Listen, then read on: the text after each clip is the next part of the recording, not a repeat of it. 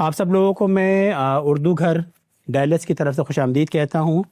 اب میری بڑی خوشی ہے کہ آج ہماری میزبانی غامدی سینٹر کر رہے ہیں. حسن الیاس صاحب کی خواہش تھی کہ ہم پروگرام ان کی اس سینٹر میں کریں. ویسے ہمارا اپنا آفس ہے ڈیلس میں جہاں پہ ہم لوگ ہر ہفتے ملاقات کرتے ہیں.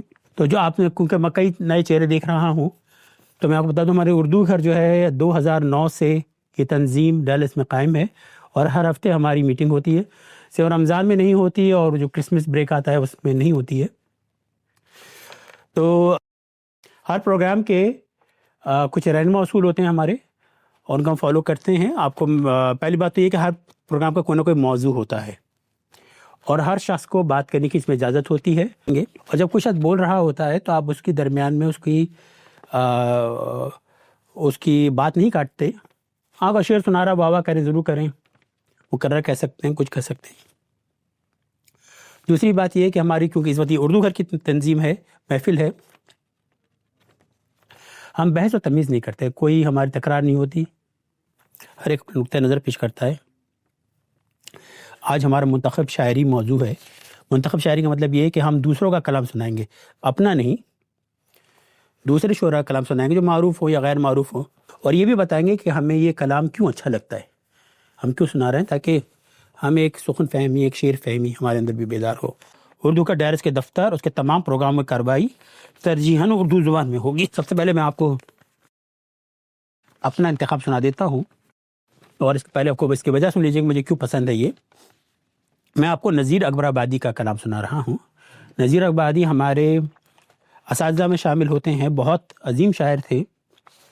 میرے نزدیک وہ کافی انڈر ریٹڈ ہیں کیونکہ ان کو مرے ہوئے 200 سال ہو گئے. انہوں نے میر تقی میر کے ساتھ بھی کوئی زمانہ ان کا اوور لیپ تھا, اللہ نے ان کو بڑی لمبی عمر دی تھی. اور ان کی جو وجہ شہرت ہے وہ ان کی نظمیں ہیں. اگر آپ دیکھیں تو ہمارے ہاں کوئی ناول نہیں ہوتے تھے, کوئی افسانے نہیں تھے, کہانیاں نہیں تھیں.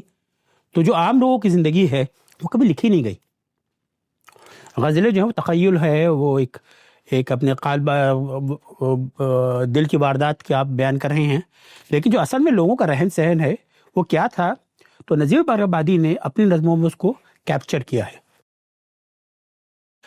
میں آپ کو ان کے سنا رہا ہوں جاڑے کی بہاریں. آپ نے یہ شاید سنا ہو اس کے, اور اس کے اندر کچھ الفاظ ایسے ہیں جو کہ متروک ہو چکے ہیں اب, اور اب غور کریں گے کہ نذیر اکبر آبادی کی زبان مفرس نہیں ہے, معرب نہیں ہے. اس کے جو الفاظ ہیں ہم کہتے ہیں ہندی کے الفاظ ہیں, اصل میں جو مقامی بولیاں تھیں ان کے وہ الفاظ لیتے تھے. یہ بہت بعد میں آیا کہ ہم جن اس کو اتنا معرب اور مفرس بنا رہے ہیں اردو کو, لیکن اصلاً ایسا نہیں تھا. میر تقی میر کا بھی یہ حال تھا کہ بالکل زمین سے جڑی تھی ان کی زبان. کچھ الفاظ اس میں آتے ہیں جو کہ مجھے ڈکشنری لکھنی پڑی کیونکہ وہ متروک ہوتی ہے, جیسے اگن ہے یا پوس ہے, یہ ہندی مہینے ہیں سردیوں کے لیے.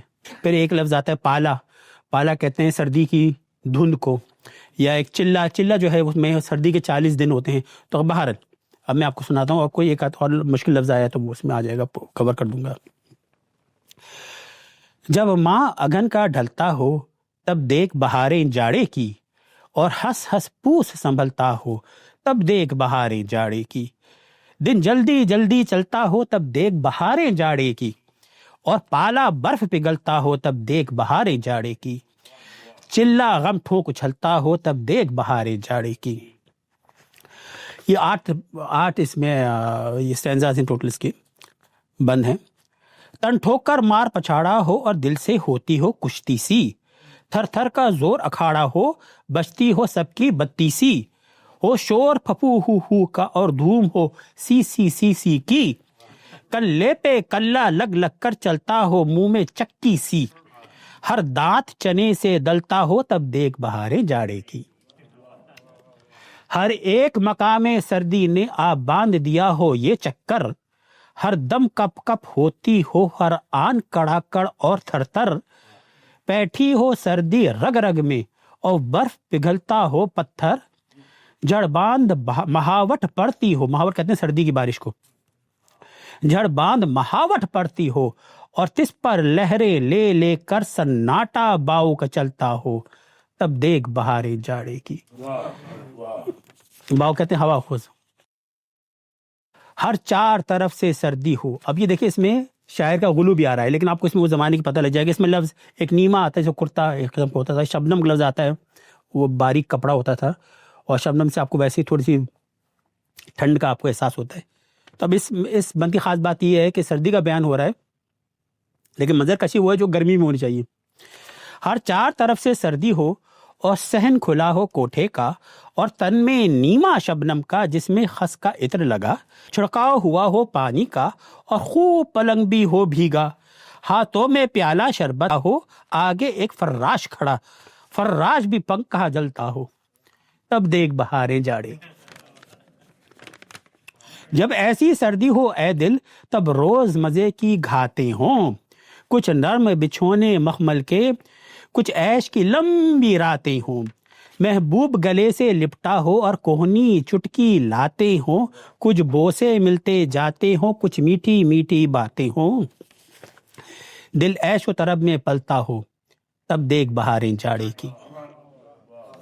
ہو فرش بچھا غالیچوں کا اور پردے چھوٹے ہوں آ کر، ایک گرم انگیٹھی جلتی ہو اور شمع ہو روشن اور تس پر، وہ دل بر شوخ پری چنچل ہے دھوم مچی جس کی گھر گھر، ریشم کی نرم نہالی پر سو ناز و ادا سے ہنس ہنس کر پہلو کے بیچ مچلتا ہو، تب دیکھ بہاریں جاڑے کی. ترکیب بنی ہو مجلس کی اور کافر ناچنے والے ہوں، منہ ان کے چاند کے ٹکڑے ہوں، تن ان کے روئی کے گالے ہوں، پوشاکے نازک رنگوں کی اور اوڑے شال دو شالے ہوں، کچھ ناچ اور رنگ کی دھومیں ہوں، عیش میں ہمت والے ہوں، پیالے پہ پیالہ چلتا ہوں، تب دیکھ بہاریں جاڑے کی. اور آخری بند ہے، ہر ایک مکان ہو خلوت کا اور عیش کی سب تیاری ہو، وہ جان کر جس سے جی غش ہو سو ناز سے آ جھنکاری ہو، دل دیکھ نظیر اس کی چھب کو ہر آن ادا پر واری ہو، سب عیش مہیا ہو آ کر جس ارمان کی باری ہو، جب سب ارمان نکلتا ہو، تب دیکھ بہاریں جاڑے. تو جناب یہ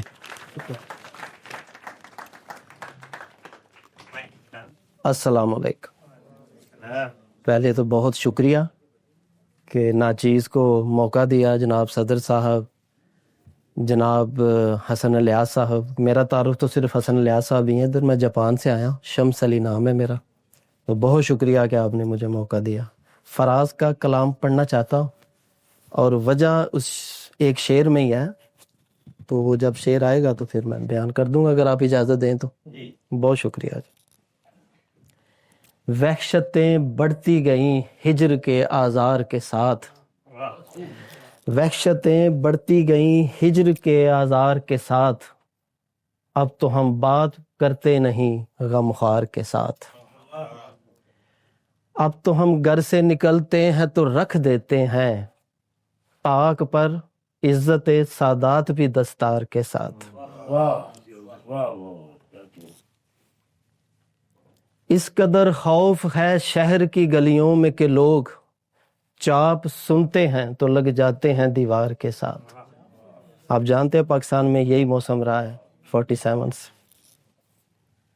یہ شعر ہے جس کی میں توجہ دلانا چاہوں گا. ہم کو اس شہر میں تعمیر کا سودا ہے جہاں لوگ معمار کو چن دیتے ہیں دیوار کے ساتھ. اور یہ جس شخصیت کی یہ جو ادارہ ہے جس کے نام پہ، یہ ان پہ بڑا پورا اترتا ہے. ہم کو اس شہر میں تعمیر کا سودا ہے جہاں لوگ معمار کو چن دیتے ہیں دیوار کے ساتھ، جو شرف ہم کو ملا کوچہ جانا سے فراز، سوئے مقتل بھی گئے ہیں اسی پندار کے ساتھ. بہت شکریہ جی، بہت شکریہ.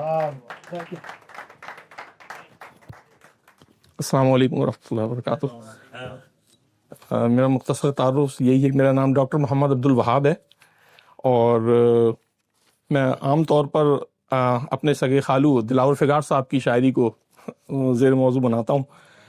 تو آج میں نے ان کی جس نظم کا انتخاب کیا ہے وہ غالباً بقول ان کے سب سے پہلی جو نظم انہوں نے کہی تھی، اور اس میں اس بات کا انتخاب کرنا تھا کہ شاعر اعظم کون ہے برصغیر پاک و ہند میں. اور تمام بڑے شعراء حضرات جن کا بڑا ڈائریکٹ طنز ہے اس کے اندر، وہ تمام پیچھے موجود تھے اور انہوں نے بہت تعریف کی اور بہت ان کو ماشاءاللہ پذیرائی ملی. کیا بڑا عمدہ مکالمہ ہے. جی ہاں جی ہاں بالکل، وہ ایک مکالمے کی صورت میں. تو کہتے ہیں کہ کل ایک ادیب و شاعر ناقد ملے ہمیں، کہنے لگے کہ آؤ ذرا بحث ہی کریں. کرنے لگے یہ بحث کہ ہندو پاک میں وہ کون ہے کہ شاعر اعظم جنہیں کہیں. اب ایک ایک کر کے شاعروں کے نام لیں گے اور بتائیں، ڈیسائیڈ کریں گے کہ یہ وہ شاعر اعظم ہیں یا نہیں. میں نے کہا جگر، میں نے کہا جگر تو کہا ڈیڈ ہو چکے. میں نے کہا کہ جوش تو کہا قدر کھو چکے. میں نے کہا کہ فیض تو بولے کہ ریڈ ہیں، ریڈ ہیں. میں نے کہا حفیظ تو بولے کہ پیڈ ہیں. میں نے کہا کہ ساحر و مجروح و جان نثار، کہنے لگے شاعروں میں نہ کیجیے انہیں شمار. میں نے کہا کہ کلام روش لاجواب ہے، کہنے لگے کہ ان کا ترنم بڑا خراب ہے. میں نے کہا ترنم میں انور پسند ہیں، کہنے لگے کہ ان کا وطن دیوبند ہے. میں نے کہا کہ ان کی غزل پاک و صاف ہے، کہنے لگے کہ ان کی شکل بڑی خوفناک ہے، بڑی خوفناک ہے. میں نے کہا فراق کی عظمت پر تبصرہ، کہنے لگے فراق شاعر اعظم اراررا اراررا، انتہائی طنز میں. میں نے کہا بشیر، ڈاکٹر بشیر بدر، میں نے کہا بشیر تو کہا کون؟ بدر. ان کی جدیدیت نے گھٹا دی ہے ان کی قدر. میں نے کہا شکیل تو بولے ادب فروش. میں نے کہا قتیل تو بولے کہ بس خاموش. میں نے کہا کچھ اور تو بولے کہ چپ رہو. میں چپ رہا تو بولے اور کچھ کہو. میں نے کہا کہ یہ جو ہے محشر عنایتی، کہنے لگے کہ آپ ہیں ان کی حمایتی. میں نے کہا ظریف تو بولے کہ گندگی. میں نے کہا سلام تو بولے کہ بندگی. میں نے کہا نیاز تو بولے کہ عیب بین. میں نے کہا سرور تو بولے کہ نکتہ چین. میں نے کہا کہ یہ جو دلاور فگار ہیں، کہنے لگے کہ وہ تو طنز و ظرافت نگار ہیں. میں نے کہا کہ طنز میں ایک بات بھی تو ہے، کہنے لگے کہ اس کے بعد خرافات بھی تو ہے. میں نے کہا تو شاعر اعظم کوئی نہیں، کہنے لگے کہ یہ بھی کوئی لازمی نہیں. میں نے کہا تو پھر میں بڑا شاعر کسے کہوں؟ کہنے لگے کہ میں بھی اسی کشمکش میں ہوں. پایا نکار ختم ہوا جب یہ تجزیہ، میں نے کہا حضور تو بولے کہ شکریہ.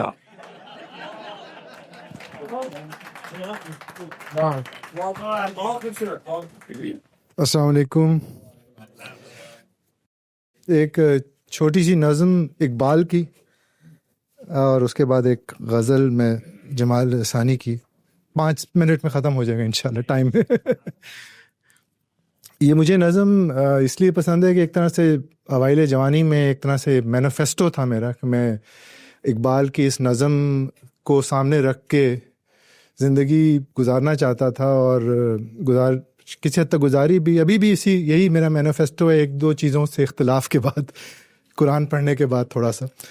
تو سلطان ٹیپو کی وصیت: تو رہنورد شوق ہے منزل نہ کر قبول، لیلا بھی ہم نشیں ہو تو محمل نہ کر قبول. اے جوئے آب بڑھ کے ہو دریائے تند و تیز، ساحل تجھے عطا ہو تو ساحل نہ کر قبول. اور کھویا نہ جا صنم کدائے کائنات میں، محفل گداز گرمی محفل نہ کر قبول.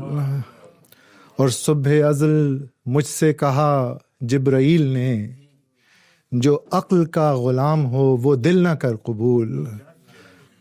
اور باطل دوئی پسند ہے حق لا شریک ہے، شرکت میانہ حق و باطل نہ کر قبول. تو یہ اور ایک یہ غزل میں 96 97 میں شاید سعودی عرب میں گیا تھا، تو وہاں پہ ایک ڈائجسٹ آتا تھا سب رنگ، جو 5-6 مہینے کے بعد چھپتا تھا جب اس میں مجھے ایک بڑے اچھے شاعر کے، میرا پہلا دفعہ تعارف ہوا ان سے، جمال احسانی سے، اور مجھے بڑی حیرت ہوئی کہ میں ان سے واقف نہیں تھا. میں 22-23 سال کا تھا، ظاہر ہے کہ اس وقت آپ اساتذہ کو پڑھ کے فارغ ہو ہی رہے ہوتے ہیں، تو ہم اثر شاعروں میں. تو بہرحال ان کی وفات کے بعد تعارف ہوا، اور مجھے یہ غزل اس لیے پسند ہے، مجھے لگتا ہے کہ اس کا ہر شعر جو ہے وہ ضرب المثل ہو سکتا ہے. مطلب کبھی کبھی ایک غزل میں کوئی ایک آدھ شعر ہو جاتا ہے، لیکن یہ غزل ہر شعر اس کا کہ عشق میں خود سے محبت نہیں کی جا سکتی، عشق میں خود سے محبت نہیں کی جا سکتی، پر کسی کو یہ نصیحت نہیں کی جا سکتی. اور کنجیاں خانہ ہمسائے کی رکھتے کیوں ہو، کنجیاں خانہ ہمسائے کی رکھتے کیوں ہو، اپنے جب گھر کی حفاظت نہیں کی جا سکتی. اور کچھ تو مشکل ہے بہت کار محبت، اور کچھ تو مشکل ہے بہت، اور کچھ تو مشکل ہے بہت کار محبت، اور کچھ یار لوگوں سے مشقت نہیں کی جا سکتی. یار لوگوں سے مشقت نہیں کی جا سکتی، اور ایک سفر میں کوئی 2 بار نہیں لٹ سکتا، ایک سفر میں کوئی 2 بار نہیں لٹ سکتا، اب دوبارہ تیری چاہت نہیں کی جا سکتی. اور کوئی ہو بھی تو ذرا چاہنے والا تیرا، کوئی ہو بھی تو ذرا چاہنے والا تیرا، راہ چلتوں سے رقابت نہیں کی جا سکتی. کوئی ہو بھی تو ذرا چاہنے والا تیرا، راہ چلتوں سے رقابت نہیں کی جا سکتی. اور آسماں پر بھی جہاں لوگ جھگڑتے ہوں جمال، سٹار وارز کا اس دنوں بڑا وہ تھا کہ آسماں پر بھی جہاں لوگ جھگڑتے ہوں جمال، اس زمین کے لیے ہجرت نہیں کی جا سکتی. عشق میں خود سے محبت نہیں کی جا سکتی، پر کسی کو یہ نصیحت نہیں کی جا سکتی.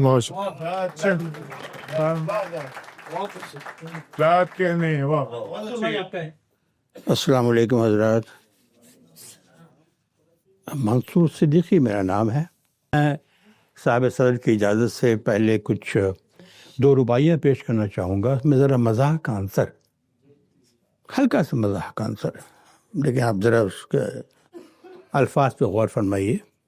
کہتے ہیں کہ غالب کی زمین پر کچھ سمجھ ہی میں نہیں آتا ہے رونے کا سبب،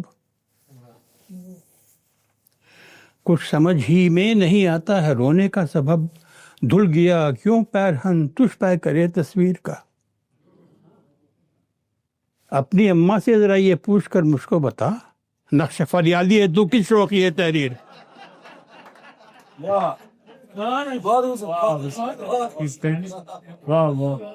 کیا رب پیدا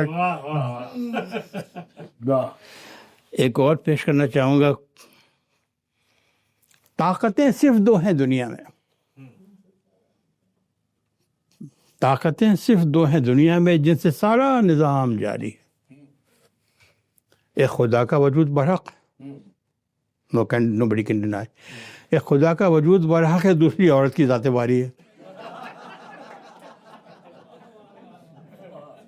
ذات باری پہ غور کیجیے گا. اب ہم سنجیدگی کی طرف لوٹتے ہیں. ذرا ایک چھوٹی سی نظم پیش کرنا چاہوں گا، بہت چھوٹی سی مختصر. کہتے ہیں بے ادب ستاروں نے نیند میں مخل ہو کر تم سے کچھ کہا ہوگا. بے ادب ستاروں نے نیند میں مخل ہو کر تم سے کچھ کہا ہوگا، لیکن ان کی باتوں کا تم یقین مت کرنا، لیکن ان کی باتوں کا تم یقین مت کرنا. آؤ آ کے خود دیکھو مضطرب کہاں ہوں میں. مظہر امام. اب کچھ اشعار ہیں، یہ ان دنوں کے منتخب اشعار ہیں جب میں نوخیزی کے دور سے گزر رہا تھا. 62-63 کی بات، غالباً میرا 17-18 سال کی عمر ہوگی اس زمانے میں، جب مجھے شوق پیدا ہوا کہ اچھے اشعار سنے جائیں اور انہیں جمع کیے جائیں. کچھ ماحول کا اثر تھا، گھر کا اثر تھا. برادر معظم شاعری کیا کرتے تھے، گھر میں اچھا شعرا کا مجمع ہوا کرتا تھا، تو اس سے کچھ ذہن پہ اثر پڑا تو کچھ میں نے لکھنا شروع کیا. اس زمانے میں لکھنے کی طاقت تو نہیں ہے لیکن ہاں اچھے اشعار جمع کرنے کی خواہش اس زمانے میں پیدا ہوئی. اس زمانے کے یہ اشعار میں آپ کو سنا رہا ہوں, لہذا معاف کیجیے گا اگر اس کے آپ کے معیار پہ نہ اتریں. اس میں زیادہ تر آپ دیکھیں گے استعاروں کا استعمال, تشبیہات کا استعمال زیادہ تر. میں زیادہ تر متاثر ہوا ہوں ان چیزوں سے. کہتے ہیں یہ تیرے دوست پہ بل کھا کے بکھرتی زلفیں. عمر کا خیال کیجیے گا. یہ تیرے دوست پہ بل کھا کے بکھرتی زلفیں جیسے مندر میں سلگتے ہوئے صندل کا دھواں.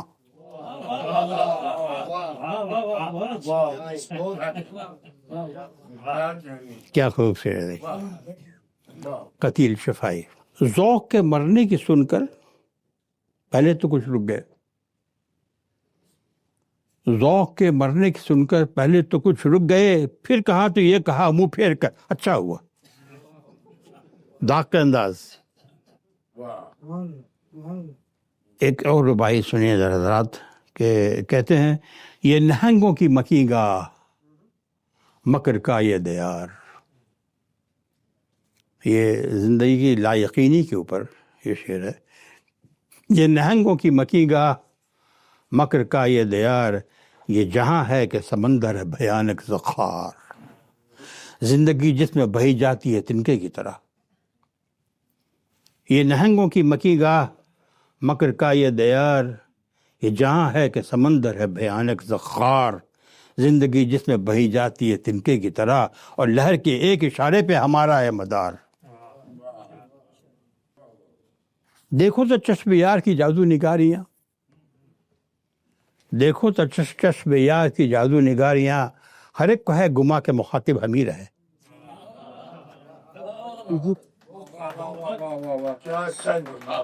حاضرین محفل کو آداب. نئے دیوانوں کو دیکھیں تو خوشی ہوتی ہے, نئے دیوانوں کو دیکھیں تو خوشی ہوتی ہے. ہم بھی ایسے ہی تھے جب آئے تھے ویرانے میں. تو میں نے آج جس شاعر کا انتخاب کیا ہے وہ ہے احمد مشتاق. احمد مشتاق سے بہت سارے لوگ واقف ہیں. مختصراً تعارف کرا دیتا ہوں اور انتخاب کی وجہ بتا دیتا ہوں. ایک تو یہ کہ ہماری یہ اس سنہری دور کی آخری کڑی ہیں کیونکہ ماشاءاللہ حیات ہیں. جہاں تک میری اطلاع ہے ہیوسٹن میں ہیں, حیات ہیں, ملاقات کسی سے نہیں کرتے, لیکن انہوں نے وہ دور گزارا ہے جس دور کا کتابوں میں ذکر ملتا ہے. ناصر کاظمی, انتظار حسین کے ساتھ لاہور میں 60s 70s کی ان کی شاعری, اور کلیات دیکھیں تو بہت مختصر ہے لیکن نئی غزل کی بہت ہی معتبر آواز اور بہت عمدہ شاعری. کہا جاتا ہے کہ کسی کا کوئی ایک شعر بھی اگر جاویداں ہو جائے تو بڑی بات ہے. احمد مشتاق کے یہاں کئی ایسے اشعار آپ کو ملیں گے جو کہ جاویداں ہیں. میں بس ان کے مختلف 2-3 اشعار آپ لوگوں کو سناؤں گا اور 2 غزلیں عرض کروں گا.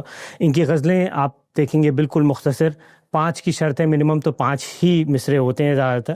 بھرتی کی یہ بالکل قائل نہیں ہے اور بہت نپی تلی بات کرتے ہیں. ان کا ایک مشہور شعر ایک اور کہ جاتے ہوئے ہر چیز یہیں چھوڑ گیا تھا, جاتے ہوئے ہر چیز یہیں چھوڑ گیا تھا, لوٹا ہوں تو ایک دھوپ کا ٹکڑا نہیں ملتا. سنگ اٹھانا تو بڑی بات ہے اب شہر کے لوگ, سنگ اٹھانا تو بڑی بات ہے اب شہر کے لوگ, آنکھ اٹھا کر بھی نہیں دیکھتے دیوانے کو. اور اس سے ایک پہلی غزل جو میں پیش کر رہا ہوں, اس میں اس کی انتخاب کی وجہ یہ ہے کیونکہ اس میں میرا ایک بہت ہی مشہور ناول کا نام ان کی اس مصرے سے لیا گیا ہے. آپ لوگ پہچان ہی جائیں گے کس کی بات ہو رہی ہے. تو کہوں کس سے رات کا ماجرا, نئے منظروں پہ نگاہ تھی, نہ کسی کا دامن چاک تھا نہ کسی کی طرف کلاه تھی. کئی چاند تھے سر آسماں کے چمک چمک کے پلٹ گئے, نہ لہو میرے ہی جگر میں تھا نہ تمہاری زلف سیاہ تھی. دل کم علم پہ وہ کیفیت کہ ٹھہر سکے نہ گزر سکے, نہ حضر ہی راحت روح تھا نہ سفر ہی رامش راہ تھی. میرے 4 دانگ تھی جلوگر وہی لذت طلب سحر, مگر ایک امید شکستہ پر کہ مثال درد سیاہ تھی. وہ جو رات مجھ کو بڑے ادب سے سلام کر کے چلا گیا, وہ جو رات مجھ کو بڑے ادب سے سلام کر کے چلا گیا, اسے کیا خبر میرے دل میں بھی کبھی آرزوئے گناہ تھی. دوسری غزل ہے مل ہی جائے گا کبھی دل کو یقین رہتا ہے, وہ اسی شہر کی گلیوں میں کہیں رہتا ہے. جس کی سانسوں سے مہکے تھے وہ در و بام تیرے، اے مکاں بول کہاں اب وہ مکیں رہتا ہے۔ ایک زمانہ کہ سب ایک جگہ رہتے تھے، بہت مشہور شعر ہے یہ، ہم سب کے اوپر لاگو ہوتا ہے۔ ایک زمانہ تھا کہ سب ایک جگہ رہتے تھے، اور اب کوئی کہیں کوئی کہیں رہتا ہے۔ روز ملنے پہ بھی لگتا تھا کہ جگ بیت گئے، عشق میں وقت کا احساس نہیں رہتا ہے۔ اور آخری شعر، دل فسردہ تو ہوا دیکھ کے اس کو لیکن، دل فسردہ تو ہوا دیکھ کے اس کو لیکن، عمر بھر کون جواں کون ہنسی رہتا ہے۔ شکریہ۔ بہت شکریہ جناب۔ آج کی اس مجلس میں اردو گھر جو عنوان رکھا گیا ہے منتخب شاعری پیش کرنے کا، تو میں نے جس شاعر کا انتخاب کیا ہے وہ بظاہر اپنی شناخت میں دنیا بھر کے لیے کوئی معلوم معروف شاعر نہیں ہے، وہ دین کے ایک عالم ہیں، قرآن کے مفسر ہیں، بڑے فقیہ ہیں۔ ان کا نام ہے مفتی تقی عثمانی صاحب۔ آپ سب کے لیے یہ بات اچنبے کی ہوگی کہ وہ ایک بڑے اچھے شاعر ہیں، اور جس خانوادے سے ان کا تعلق ہے وہ زبان و بیان کا ایک بڑا گہرا پس منظر رکھتا ہے۔ اور آپ کے بھائی بڑے معروف شاعر تھے ذکی کیفی، آپ نے ان کا نام سنا ہوگا۔ تو مفتی صاحب بھی شاعری کرتے ہیں، اگرچہ ان کی شاعری کے جو بیشتر عنوانات ہیں وہ حمد ہیں، نعت ہیں، اور اسی طرح اصلاح نفس اور دعوت پر مشتمل ہے، لیکن بہت اچھی غزلیں بھی انہوں نے کہی ہیں، اور ان کا ایک مجموعہ بھی ہے جو موجود ہے، تقی اور عاصی کا تخلص وہ اپناتے ہیں اپنے لیے۔ تو میں چند ان کی مختصر سی 2-3 غزلیں جو ہے وہ آپ کے ہاں پیش کرتا ہوں۔ لکھتے ہیں کہ درد سے یادوں سے اشکوں سے شناسائی ہے، درد سے یادوں سے اشکوں سے شناسائی ہے، کتنا آباد میرا گوشۂ تنہائی ہے۔ درد سے یادوں سے اشکوں سے شناسائی ہے، کتنا آباد میرا گوشۂ تنہائی ہے، خار تو خار ہیں کچھ گل بھی خفا ہیں مجھ سے، میں نے کانٹوں سے الجھنے کی سزا پائی ہے، میرے پیچھے تو ہے ہر آن یہ خلقت کا ہجوم، اب خدا جانے یہ عزت ہے کہ رسوائی ہے، ہاتھ نیکی سے تہی سر پہ گناہوں کے پہاڑ، سب سہی دل یہ مگر تیرا ہی شیدائی ہے، پھونک کر ساری تمناؤں کے دفتر یہ دل، اب تو بس تیری تمنا کا تمنائی ہے، ان کا دیدار تقی کیسا قیامت ہوگا، جب فقط ان کے تصور میں یہ رانائی ہے۔ 2 مختصر سی غزلیں اور پیش کرتا ہوں۔ کہتے ہیں محبت کیا ہے دل کا درد سے معمور ہو جانا، محبت کیا ہے دل کا درد سے معمور ہو جانا، متائے جاں کسی کو سونپ کر مجبور ہو جانا،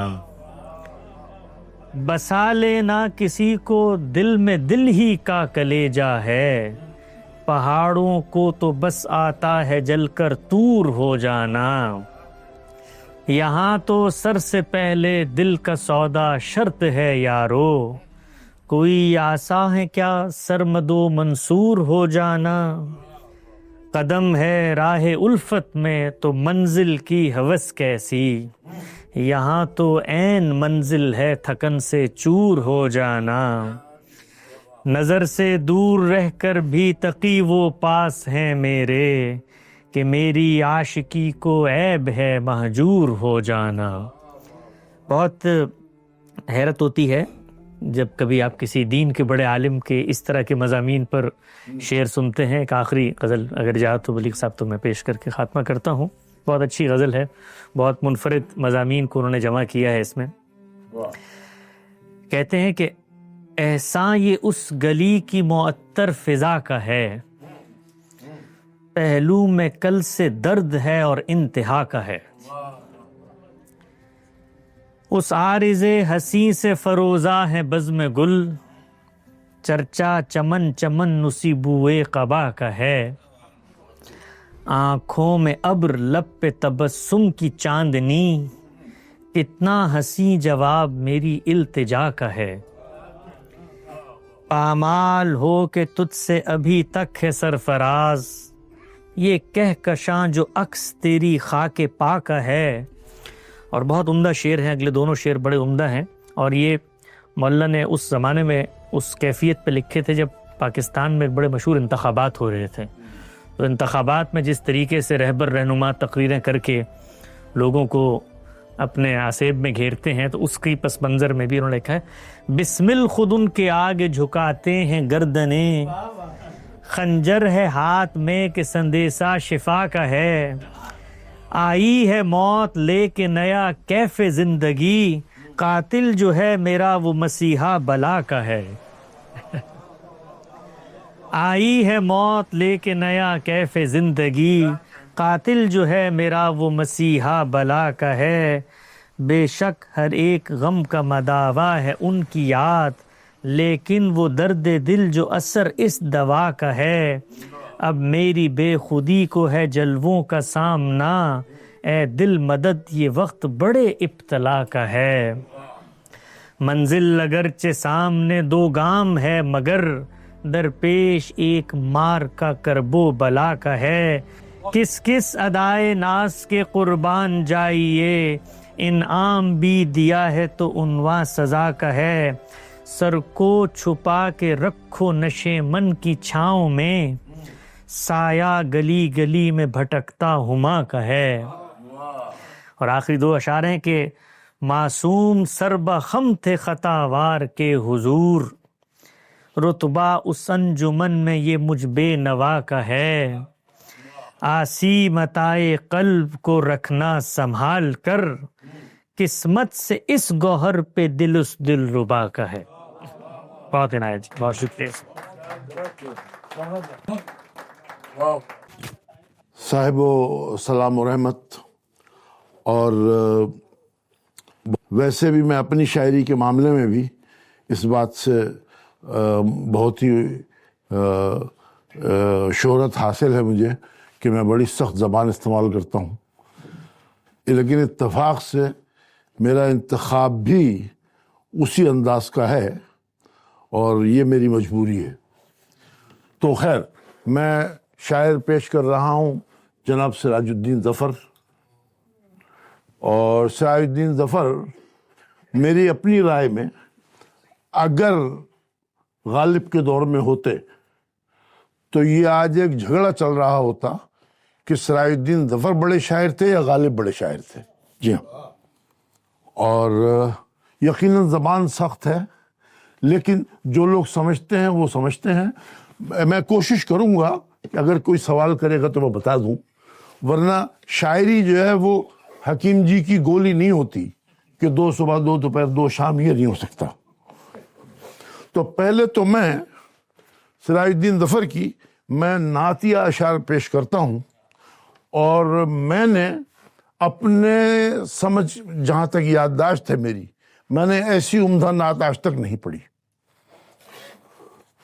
اجازت جناب؟ اور کوئی سوال اگر ہو تو میں چھوٹا موٹا تو بتا دوں گا، ورنہ ہر شعر تو مشکل ہوگا۔ کہ سبوئے جامع چھلکتا ہے سیمیا کی طرح، یہ نعت شریف ہے، دیکھیے کہ سبوئے جامع چھلکتا ہے سیمیا کی طرح، کوئی شراب نہیں عشق مصطفیٰ کی طرح، سبوئے جامع چھلکتا ہے سیمیا کی طرح، کوئی شراب نہیں عشق مصطفیٰ کی طرح۔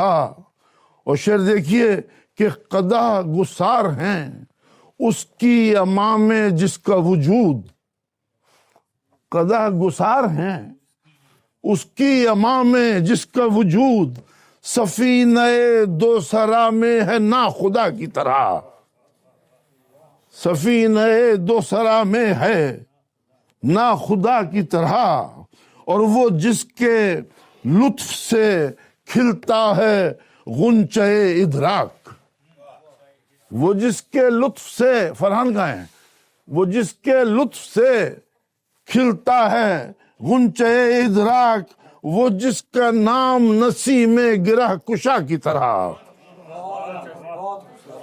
وہ جس کے لطف سے کھلتا ہے غنچہ ادراک، وہ جس کا نام نسیم گرہ کشا کی طرح، اور طلسم جامع وہ آئینہ دار محبوبی، तिलिस्म जामे वो आईना दारे महबूबी, हरीम अर्श में वो यार आशना की तरह। तिलिस्म जामे वो आईना दारे महबूबी, हरीम अर्श में वो यार आशना की तरह। और वो जिसका जज्ब था बेदारी ये जहां का सबब, वो जिसका जज्ब था बेदारी ये जहां का सबब, वो जिसका अज़्म था दस्तूर इर्तिका की तरह। वो जिसका जज्ब था बेदारी ये जहां का सबब, वो जिसका अज़्म था दस्तूर इर्तिका की तरह। भाई शेर देखो फरहान, कि वो जिसका सिलसिले जूद अब्रे गौहर बार, वो जिसका सिलसिले जूद अब्रे गौहर बार, वो जिसका दस्ते अता मसदरे अता की तरह। वो जिसका दस्ते अता मसदरे अता की तरह। और देखिए भाई कि सवादे सुबह अजल जिसके रास्ते का गुबार, सवादे सुबह अजल जिसके रास्ते का गुबार, इसमें लौह पे है नक्श उसके नक्शे पा की तरह। वाह वाह, देखिए भाई सुभान अल्लाह। वो अर्शो फर्शो जमानो मकान का नक्श मुराद, वो अर्शो फर्शो जमानो मकान का नक्श मुराद, वो इब्तिदा के मुताबिक वो इंतहा की तरह। वो इब्तिदा के मुताबिक शरफ मिला बशरियत को जिसके कदमों में, शरफ मिला बशरियत को जिसके कदमों में, ये मुश्ते खाक भी ताबा हुई सुहा की तरह। ये मुश्ते खाक भी ताबा हुई उसी के, शेर देखिए, कि उसी के हुस्ने समाअत की थी करामत खास। उसी के, ये आयत का तर्जुमा है, उसी के हुस्ने समाअत की थी करामत खास। वो एक किताब नुस्खे शिफा की तरह, वो एक किताब के है नुस्खे शिफा की तरह। बगैर इश्क मोहम्मद, बगैर इश्क मोहम्मद किसी से खुल न सके, बगैर इश्क मोहम्मद किसी से खुल न सके। रुमूज जात के हैं गे सुए दुता की तरह। अच्छा हजरत, मैं ये मैंने नात शरीफ पेश कर दी, और मैंने इतनी अच्छी नात शरीफ मैंने अपनी जिंदगी में नहीं पढ़ी आज तक। अस्सलाम वालेकुम।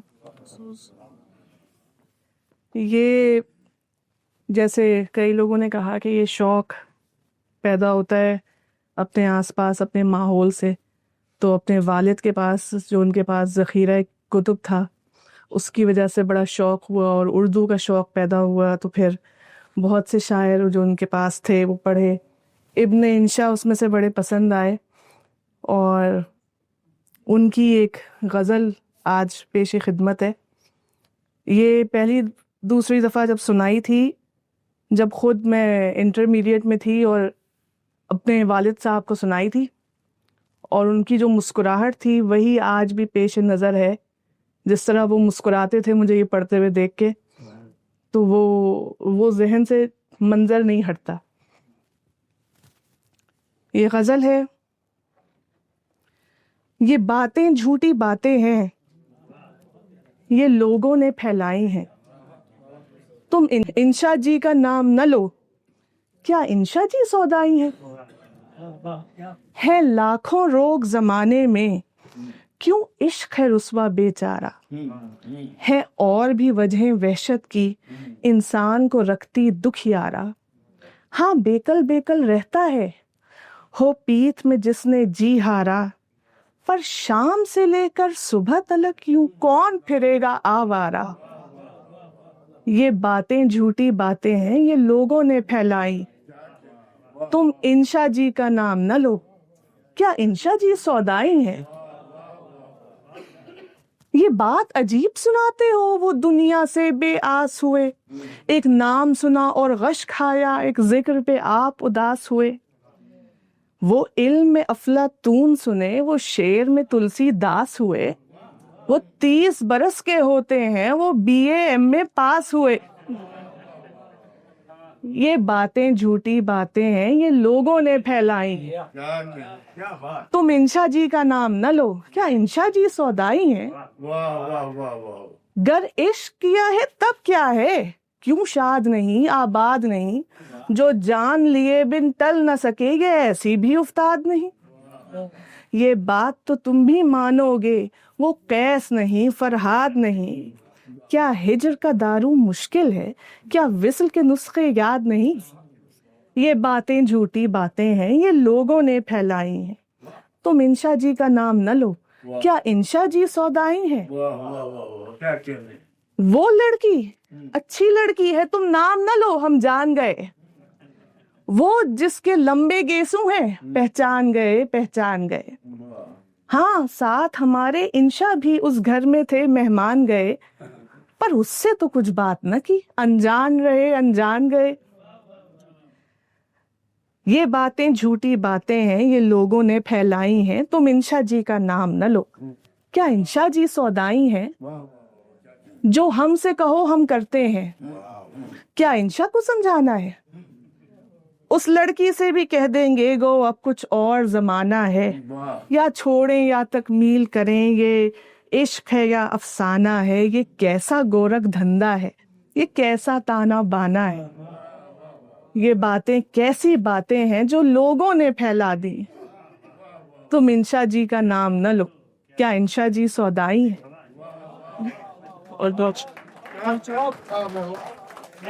سب سے عمدہ انتخاب بہت۔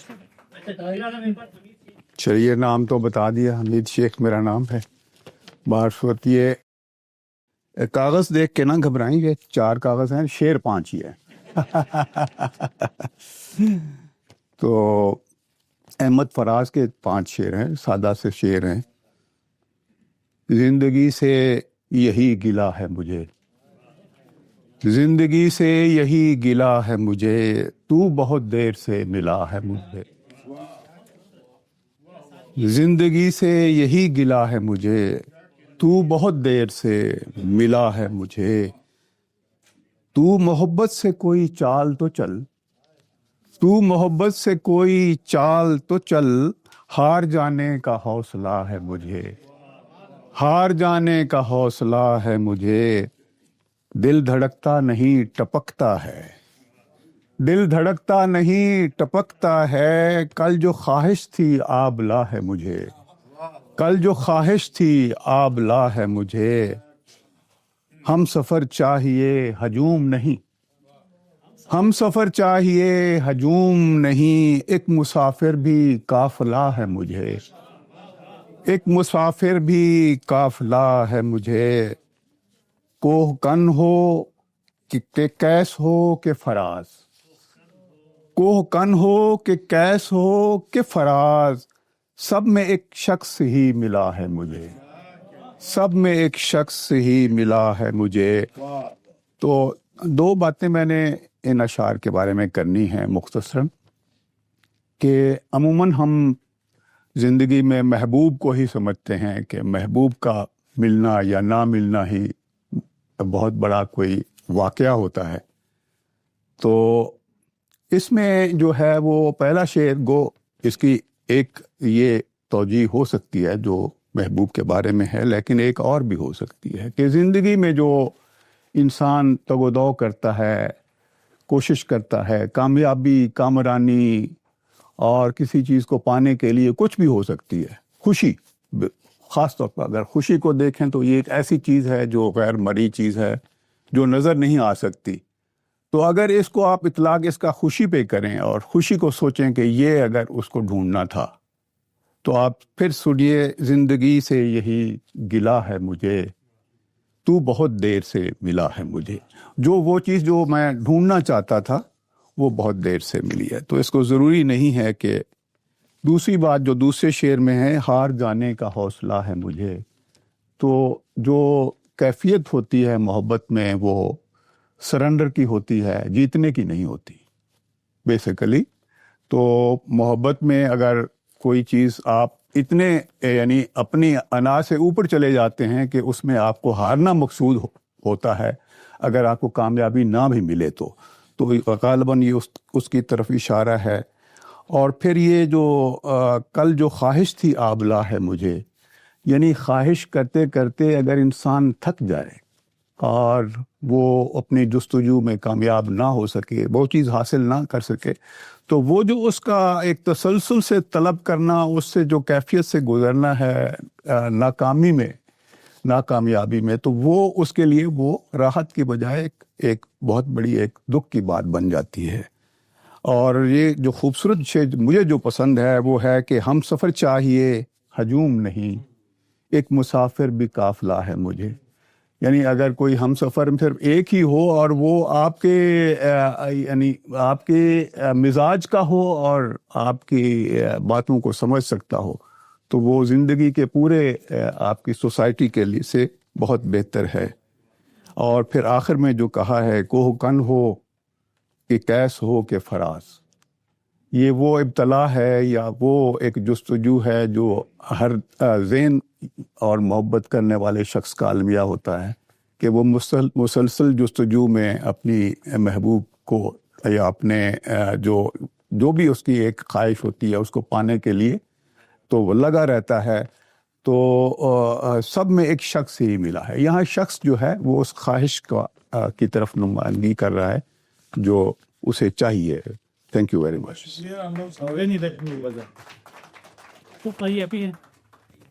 دلاور فگار کی جو بات ہو رہی تھی کہ شاعر اعظم کے بارے میں انہوں نے کہا، تو فراق گورکھپوری ایک دفعہ کسی ٹرین میں جا رہے تھے، کئی شاعر ان کے ہمراہ تھے، تو ایک ذرا سے چھوٹے قد کے شاعر تھے، تو وہ ان سے باتیں کرنے لگے، تو کہنے لگے آپ یہ بتائیے فراق سے کہ شاعر اعظم ہونے کے لیے کیا ضروری ہوتا ہے. تو انہوں نے اس کے اوپر دیکھا نیچے سے، کہنے لگے سب سے پہلے تو قد آدم ہونا چاہیے.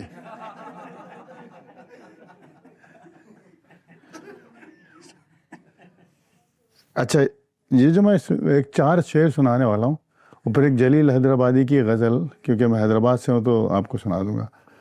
تو یہ ایسی غزل ہے کہ اس کی تشریح کی ضرورت نہیں ہے، آپ میرے خیال میں سمجھ جائیں گے سنتے ہی. ایک بہت چھوٹا سا بچہ ہے احمد عبداللہ، میرے لیے تو بہت ہی کم عمر کا ہے. مفرور پرندوں میں یہ اعلان گیا ہے، مفرور پرندوں میں یہ اعلان گیا ہے، سیاد نشیمن کا پتہ جان گیا ہے. یا ہم بھی شاعر ہیں، بیٹھے رہتے ہیں، بس سوچتے ہیں یار یہ کیا کر رہے ہیں ہم لوگ. شاعری تو یہ ہے، یعنی جسے دیمک لگی جاتی ہے وہ میں ہوں، اب آ کے میری طرف دھیان گیا ہے، اب آ کے میری طرف دھیان گیا. اب بات تیرے کن پہ ہے، کچھ کر میرے مولا، اب بات تیرے کن پہ ہے، کچھ کر میرے مولا، ایک شخص تیرے در سے پریشان ہے. اور یہ سنے کہ یہ نام و نسب جا کے زمانے کو بتاؤ، یہ نام و نسب جا کے زمانے کو بتاؤ، درویش تو دستک سے ہی پہچان گیا ہے.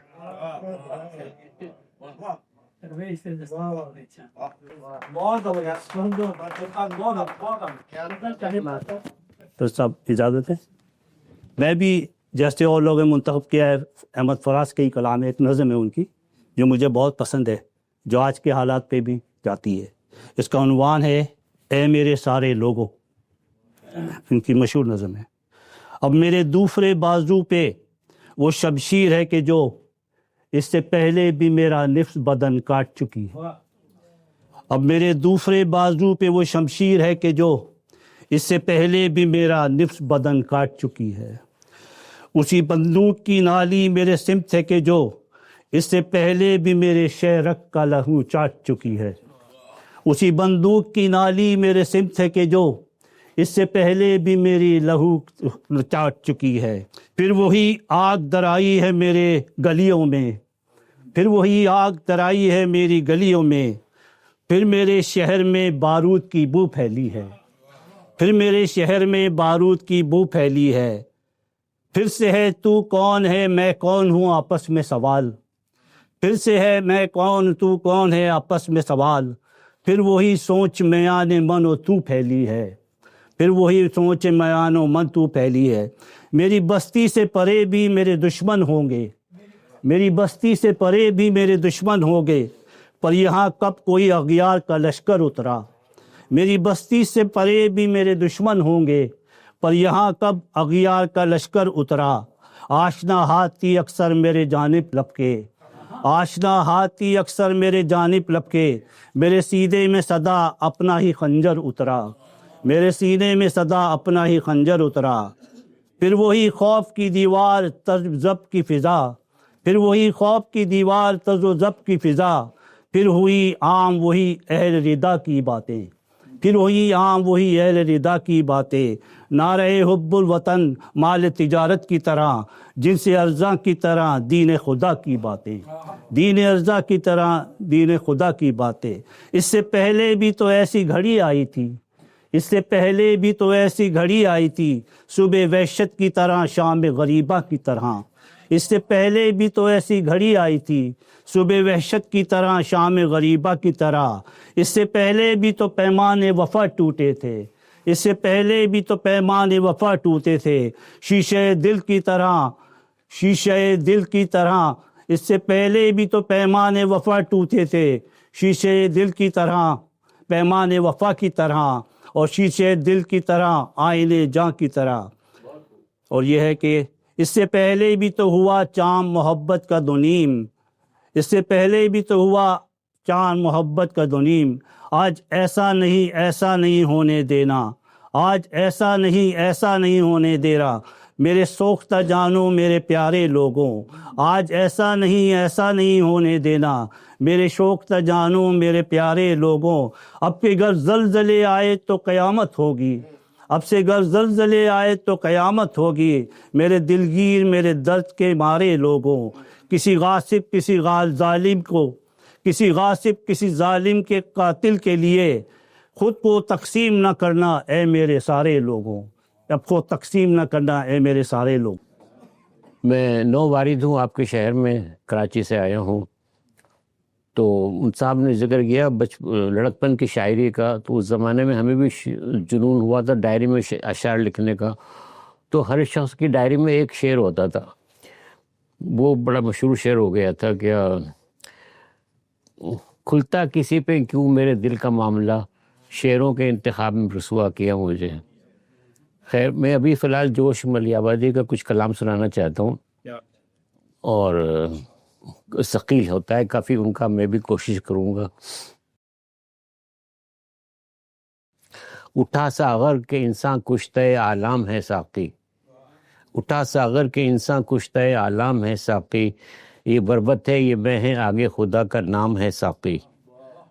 نہ جانے نوع انسان کیوں اجل سے خوف کھاتی ہے، نہ جانے نوع انسان کیوں اجل سے خوف کھاتی ہے. اجل کہتے ہیں جسے رحمت یکگام ہے ساقی. وہاں بخشا گیا ہے میرے دل کو ذوق آزادی، جہاں موجے ہوا تک برغ زیر دام ہے ساقی. ادھر تکمیل دین کا ہو چکا ہے دعوی محکم، ادھر ایمان تھا جیسا خام ویسا خام ہے ساقی. ادھر یہ قول شرح کر دی ہے ہم نے حقائق کی، ادھر یہ قول شرح کر دی ہے ہم نے حقائق کی، ادھر وہی ابہام کا ابہام ہے ساقی.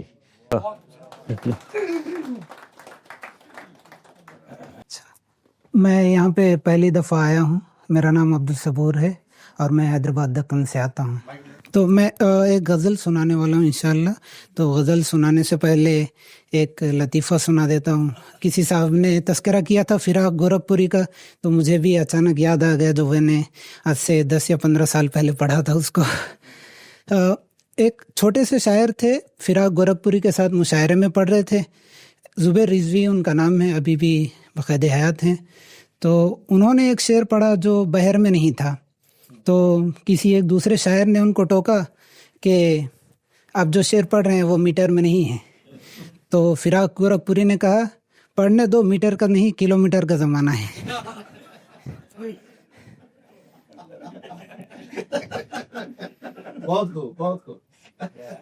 تو میں جس شاعر کا انتخاب کیا ہوں وہ ایک امریکن شاعر ہیں، میکسویل بروس ان کا نام ہے، اور نادر تخلص ہے. کچھ لوگوں نے سنا ہوگا ان کو. تو میں شروع کرتا ہوں مطلع سے. بھری محفل میں تنہائی بہت ہے، بھری محفل میں تنہائی بہت ہے، کسی کی یاد پھر آئی بہت ہے. اب ان آنکھوں میں تصویر اپنی آ دیکھ، اب ان آنکھوں میں تصویر اپنی آ دیکھ، تمنا رنگ پھر لائی بہت ہے. اگلا شعر ہے. سرابوں میں سفر کرتے ہوئے بھی، سرابوں میں سفر کرتے ہوئے بھی، حقیقت کی سزا پائی بہت ہے. اگلا شعر سماعت فرمائیں. نہیں ہاتھوں میں آئینہ و شانہ، نہیں ہاتھوں میں آئینہ و شانہ، مگر ہماری بھی خود آرائی بہت ہے. نہیں ہاتھوں میں آئینہ و شانہ، مگر ہماری بھی خود آرائی بہت ہے. تیرے حصے میں ہر قطرہ ہے دریا، تیرے حصے میں ہر قطرہ ہے دریا، میرے حصے میں پیاس آئی بہت ہے. اب آخری شعر ملاحظہ فرمائیں. چلو نادر سنا ہے آسماں پر، چلو نادر سنا ہے آسماں پر، صداقت کی پذیرائی بہت ہے. ٹھیک ہے، جزاک اللہ. تمام حاضرین محفل کو السلام علیکم. ایک حضرات کا لفظ جو ہے وہ خواتین اور رجل اور نساء دونوں کے اجتماع کے لیے استعمال ہو سکتا ہے. میں کس طرح گفتگو کا آغاز کروں؟ سب سے پہلے تو مجھے رضوان بھائی نے صدر بنا کے جو ذمہ داری میرے نازک کاندھوں پہ ڈال دی ہے، یہ تمام اساتذہ موجود ہیں اور یہ ناچیز طالب علم آپ کے سامنے کیا معروضات پیش کر سکتا ہے. میں یہی کہہ سکتا ہوں کہ مجھ جیسے طالب علم کا آپ نے صدر بنا کر میں کیا تبصرہ کروں اس پہ کہ اردو کا جنازہ دھوم سے نکلے. اگر میں یہ کہوں گا تو بعد میں آپ مجھ پہ جو گلابی لفظوں میں تیر و نشتر مجھ پہ برسائیں گے تو اس کے لیے صبر جمیل کی دعا کر سکتا ہوں. سب سے پہلے اردو گھر کی طرف سے منتظم اعلیٰ جناب حسن الیاس صاحب اور محترم فرحان بھائی کا بہت بہت شکر گزار ہوں. اور اردو گھر میں محترم جناب ڈاکٹر عامر سلیمان صاحب، محترم رضوان حسنی صاحب اور سلمان کا بہت بہت شکر گزار ہوں کہ ان کے تعاون اور ملاپ سے ہم اس قسم کی محافل دیکھ رہے ہیں. اس میں کوئی شک نہیں، جس طرح حسن نے پچھلی دفعہ مشاعرے کے بعد کہا تھا کہ جو دبستانی شبلی ہے ان کی اس زبان کی ترویج و اشاعت میں غیر معمولی کردار ہے، ان کا بہت بڑا حصہ ہے. تو میں اس کو اس طریقے سے اگر میں جمع کر سکوں ان دونوں باتوں کو تو میں اس طرح کہہ سکتا ہوں کہ اردو گھر نے جس روایت کو تہذیبی شعور دیا زبان کو زندہ کر کے، غامدی سینٹر نے اس میں روح پھونکی ہے. یہ دو الگ الگ گلدستے ہیں.